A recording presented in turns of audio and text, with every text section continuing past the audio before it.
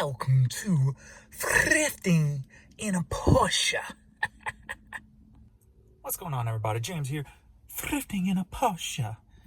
I only got like one tote full, but there's a lot of smalls in there. You'll see. I'll take them in and do them inside. But so I'm at the thrift store, and I'm looking, and all of a sudden I see this lady put some saucer-sized plates in her pocket, in her coat pocket.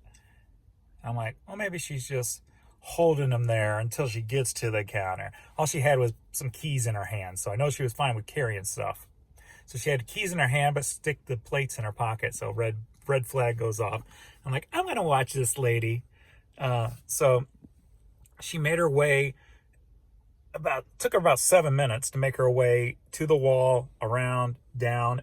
She went the perimeter of the store basically until she worked her way to the door, as most common thieves who don't just grab and run do, acting like they're looking at stuff when you can tell they're clearly not.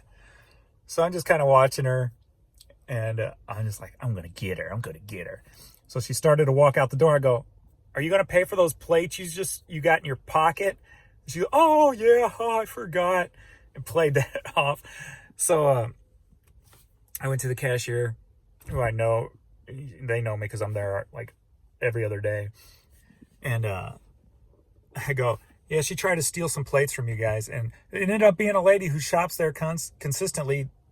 You know, they know her name and everything. And it's like, so I don't know, you don't need saucer plates. So I'm guessing it's like an addiction of the rush that you get when you try not to get caught doing something. Some people have that go on, but my rush comes from catching people stealing. So I was like, I'm gonna get you. You ain't stealing from a charity. Come on now. You're stealing from a charity thrift store, and it ain't Goodwill.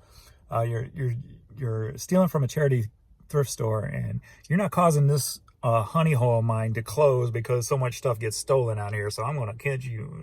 I'm gonna make an example out of you. But they just kind of blew it off. But at least she had to pay for her stuff. So thought that was funny. But got some common stuff, and then a couple of cool things. As you can kind of see the red there. Those are really cool. Cannot wait to get those up. So I think what I'm going to do is I'm going to just make my draft so I know the dollar amount by the time I make the video and show the items. So if there's any like high dollar stuff that, you know, you may not know, I'll just bring that to attention. So yeah, this goes for X amount of money. So give a little bit more knowledge in these thrifting in a Porsche videos. So let's get to it. All right, everybody, let's get into this. I already got it all drafted, pictures taken, getting ready to go live with it. So let's go through and see what we got here. First up, we got these Converse. Paid $5 for these. I'm listing them for $29.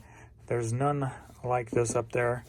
They're almost like an artist standout brand that said, or something like that, or be different or something of that nature. So I'm not sure if they made these one of ones or what have you, but when I put the code number in, different variations came up. So it very well could be. I'm not 100% sure.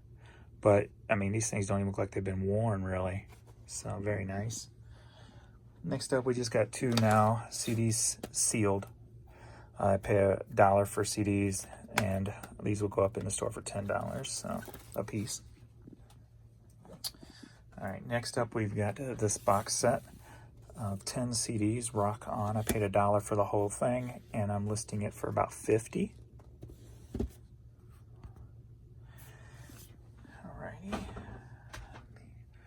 Now, we'll go into cassettes first. This row is in my store for $5 a piece.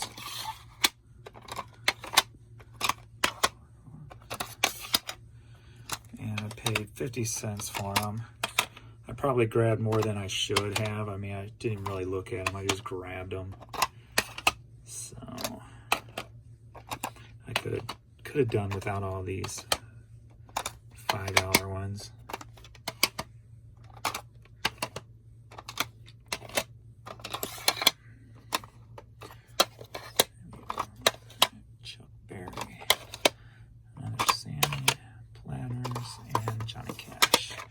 So those are all 5. These are in my store for $10 a piece.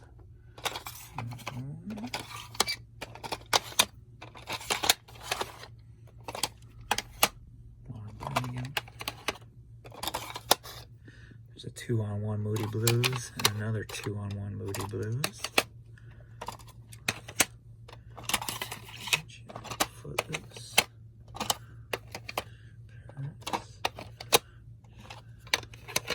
Rolling Stones and Mitch Ryder.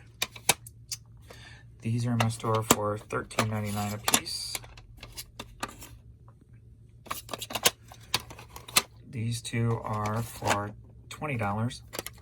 Mainly on this one is because it's clear. Nobody else has a clear one up there. They're all the white ones. And then we got the two set Beatles there. And then this one's in my store for $29. And there's two reasons I priced it so high. First, the clear tapes, not the whites. That means they were re-released. So they could be even remastered, but nobody had the sticker still on the case. So I put a rubber band on there to try to make sure it doesn't get ripped. But nobody has that. So if there's a Beatle collector out there who wants this album with this sticker on it, I'm the only one available that I saw. So that's why I put 30 bucks on it.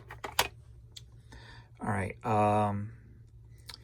this stack is $20. I got them listed for those and the markets. This one is $25. We got Etta, The Crew Cuts, Rock and Roll Bash, Joe Henderson. This one is 30 bucks, Cozy Cole Hits. And this one I got up for $40, the Duprees, Have You Heard? Now I'm going to pause this clear out of the way and I'm going to show you the cool things I got. So here we are.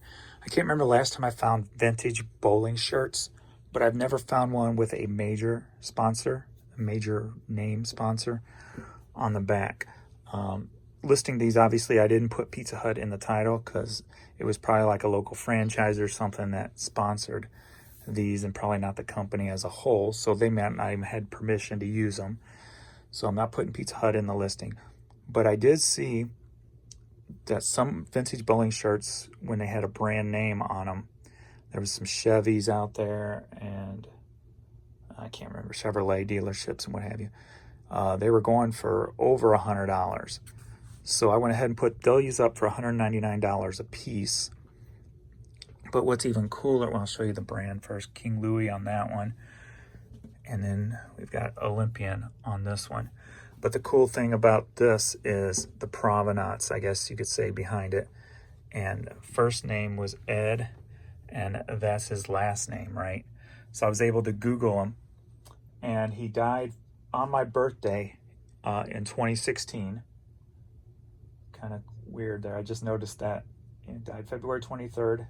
2016. He was in the Army Air Corps during World War II, which is cool. Upon his return from service, he worked for Curtiss Wright. I didn't Google that to see what company that was. But then he later began a 43-year career at McDonnell Douglas. So that was cool. He retired in 1989. He was a past director of Wings of Hope, and he was a 4th degree Knight of Columbus, Knight in the Knights of Columbus. So 4th degree, whatever that means exactly, I'm not sure. And a lifelong member of the American Legions. So very cool piece. You can Google his name and find provenance on the person behind him. So very nice here. And a well-known sponsor name on the back. So very cool. I'm curious to see what these will end up selling for. But after my sale kicks in, they'll be down to $24.60, like $140. So maybe I'll bump them up a little bit since I've got my 30% off sale that kicks in. So maybe I'll bump them up to like $225 or something.